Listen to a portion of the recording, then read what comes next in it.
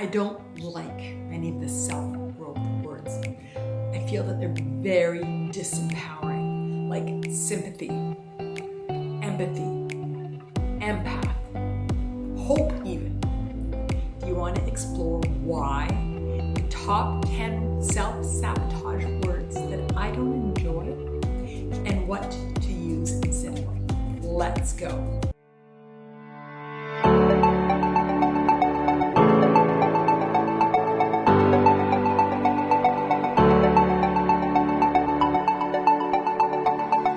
Have you ever said a word and then wondered, why did I say that?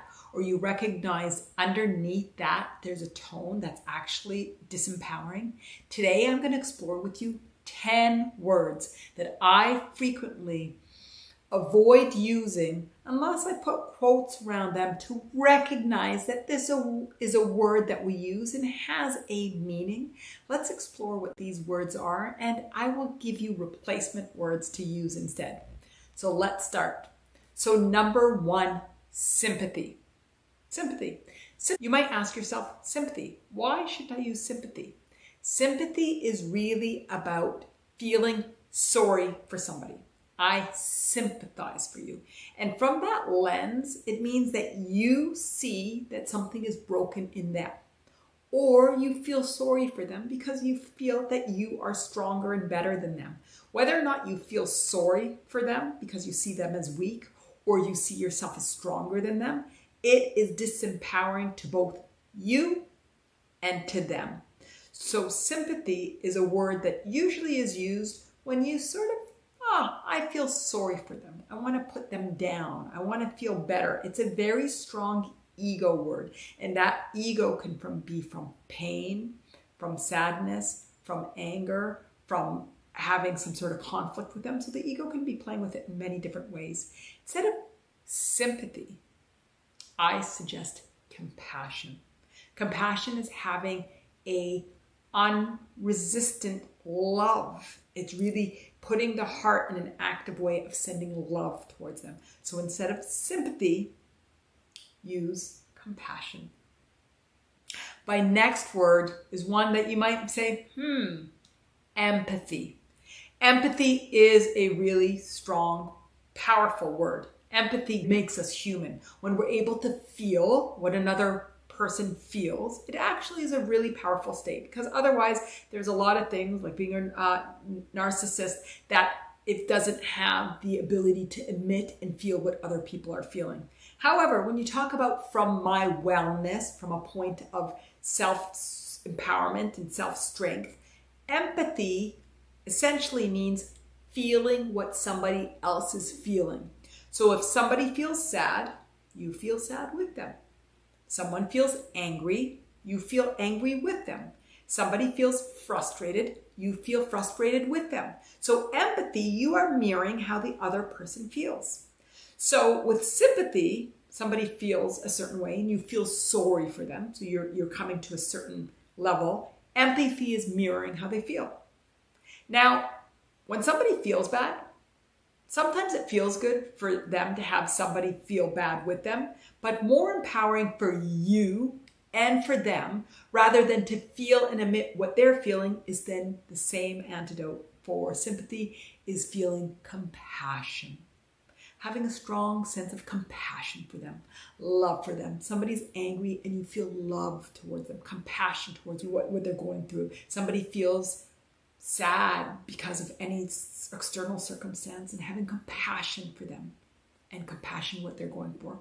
I would suggest that instead of sympathy, definitely use empathy, but instead of empathy, definitely use compassion. Whatever you can do is the best, but I would definitely avoid sympathy. And when you're able to, avoid empathy, and both of them. Compassion is really powerful. Now, moving from empathy, the next is an empath.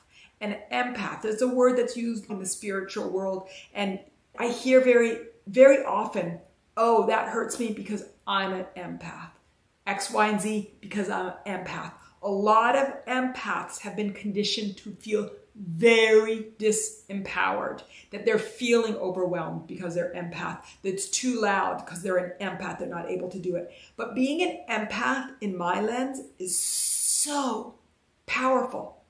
I am an empath, but I am a very empowered empath.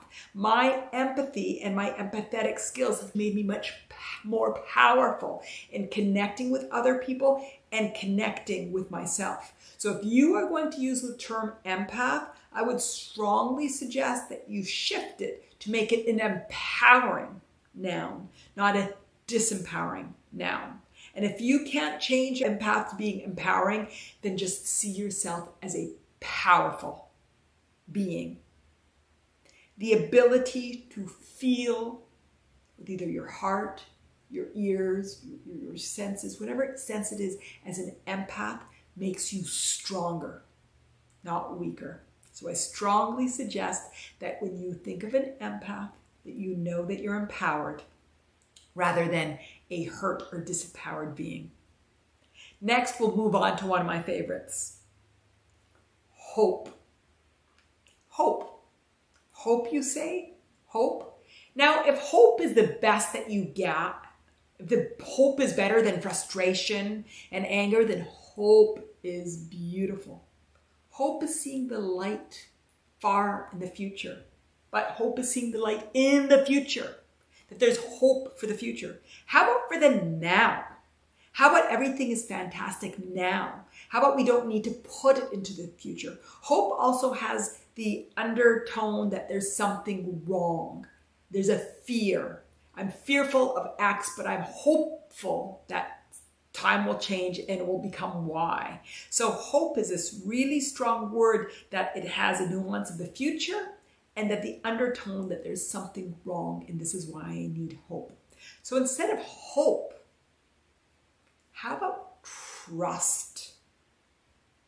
A knowing that everything is not going to be okay, but everything is okay. So again, I hope you hear the distinction. If hope is the best that you've got, fantastic, stay at hope. But you can get further and higher than hope by seeing that life is beautiful and that everything is okay. And that's from your inherent trust and knowing. My next two are my favorites. Struggle. Struggle. That life is a struggle. That I am struggling. Again, very disempowering. Seeing yourself and seeing life as a struggle really hurts. There's a lot of resistance in there. How about rather than life is a struggle and I'm struggling, it just is. Our life experiences just are. We are experiencing. It's not struggles. It's experiences. It's life. It's beautiful. It's amazing. It's mysterious. So I would suggest struggle is the best that you've got. Stay with it. But if you want to your game a bit, I would suggest looking at how life is experience, flowing, allowing. The next word builds up on struggle. It's suffering. Here's so much that life is suffering and there's so much suffering in the life. Similar to struggle, what about if we just see that life is here? It's a human journey. It's mysterious. It's unfolding and it's here for us to grow and expand. It's all about beautiful life experiences. It's about amazing life that just unfolds in its beautiful, mysterious ways. Rather than seeing life as suffering, let's see life as experiencing. How about anxiety? I've got my book on transcending anxiety. Anxiety is an identity, or I am anxious, or I have anxiety. It's identifying. But anxiety is merely the fear, unacknowledged fears of the future and its manifestations of your four bodies, your egoic, your mental, your emotional, and your physical bodies. So rather than saying, I have anxiety, recognize your fear. What are the fears that are holding you back? Rather than saying it's anxiety, what are the expressions? Oh, my hands are tight. Oh, my heart is racing. Oh, I feel like fearful. Oh, my mind is looping. Oh, I believe that things are hard and everything is really struggling and suffering. Break down the expressions of your four bodies and become empowered by their sensations, their manifestations. Should. There should not be, I said that on purpose, any shoulds in life. Life should be about living life from a place of inspiration and desire and love. Rather than should, I get to. Because everything I do is here for my short, medium, or my long-term goals. I get to do X, Y, and Z. Instead of I should go for a jog, I get to. I have the time for it. I want to. So instead of using should, I would highly suggest that you wait till you're inspired until you get to. Along that theme, how about have to? I have to do this. How disempowering is have to? Have to feels like somebody's got something on you and they're controlling you and you have no choice. But I can tell you as a being, you have choice in everything you do. You have choice in your beliefs, in your thoughts, in your feeling, and your actions. So rather than I have to, I'm free to. You're making these choices for ease, for alignment, for your future goals, for other people, for love, whatever it might be. But find in your lens how to shift it to recognizing that everything that you're doing is for your highest good, for your health, for your relationships, for your flow, for your ease. So it's not I have to, but I am free to. And the final in this series, since it's all about the top 10 self-sabotage words, is self-sabotage. Yep, I said it, self-sabotage. So many people use the term self-sabotage, and that self-sabotage term perpetuates the self-sabotage that you might be experiencing. So instead of self-sabotage, and I constantly self-sabotage, why don't you start to become aware of the habits, aware of your actions, aware of the things that you do, and with that awareness, transform it to your human journey, to your life experiences, for your opportunity for growth and expansion.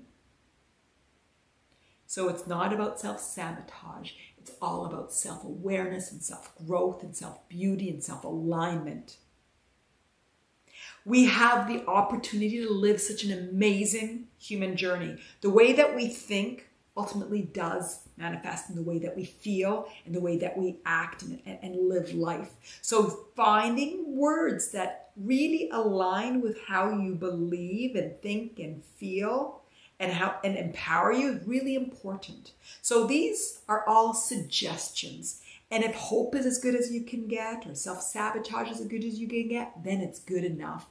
But if you want to see how you can start to orient your mind, to start to thinking in ways that are much more empowering, this gives you a list of ways to start to see life in a way to empower you, to free you, to liberate you, and to align you with the beauty that who you are. I hope that you enjoyed this top 10 list. I've got another top 10 list. And if you enjoyed this, a lot of these concepts are in my book, Transcending Anxiety from Fear to Freedom. It talks about how you can understand the manifestations of your four bodies and move all your fears into freedom. So excited. My love, always.